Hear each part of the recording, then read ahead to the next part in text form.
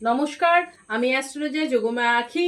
আগামী 18ই অক্টোবর কিন্তু পড়েছে ধন ত্রয়োদশী, মানে ধনতেরাস।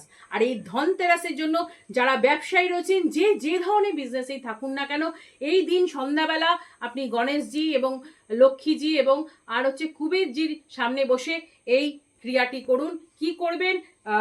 প্রথমে একটি ঘিয়ের প্রদীপ আপনি অবশ্যই সেদিন ধরাবেন এবং তার সাথে বাজার থেকে একটি নিখুঁত পান নিয়ে আসুন, তার সাথে 5টা লক্ষ্মী কড়ি নিয়ে আসুন, 5টা নিয়ে আসবেন সুপুরি এবং 5টা 1 গাঁটের হলুদ নিন আর 5টা 1 টাকার কয়েন নিন।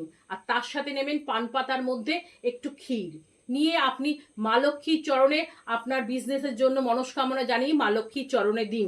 এবং প্রসাদ হিসাবে 3জনকে আপনি প্রদান করবেন হচ্ছে কাজু কিশমিশ, তার সাথে বলবো একটুখানি লাড্ডু আর সোনপাপড়ি। এই 4টে জিনিস কিন্তু অবশ্যই 3জনকে আপনার সেদিন ভোগ হিসাবে চড়াবেন।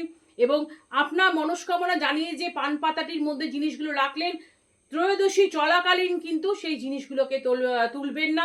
ধনতেরাস কিন্তু ছেড়ে যাওয়ার পরে একটি লাল শালু কাপড় নিন, তার মধ্যে ওই পান পাতার সাথে যে জিনিসগুলো বললাম সেটিকে ভালোভাবে রাখুন। রেখে একটি ভালো করে গিট্টি দিয়ে আপনার যেখানে ক্যাশ বাক্স রয়েছে বা যেখান থেকে আপনি ব্যবসার ডিল করেন টাকা পয়সা, সেখানে একটি বছরের জন্য রেখে দিন। এবং দেখবেন 21 দিন বাদের থেকে আপনার ব্যবসায় কত প্রভূত উন্নতি আসছে, আপনি নিজেই বুঝতে পারবেন। যদি কোনো বুঝতে অসুবিধা হয়, অবশ্যই নিচে নাম্বার আছে, সেই নাম্বারে আপনি ফোন করতে পারেন, যোগাযোগ করতে পারেন, অসুবিধা কিছু নেই। ততক্ষণে যেন সবাই ভালো থাকবেন, সুস্থ থাকবেন। নমস্কার।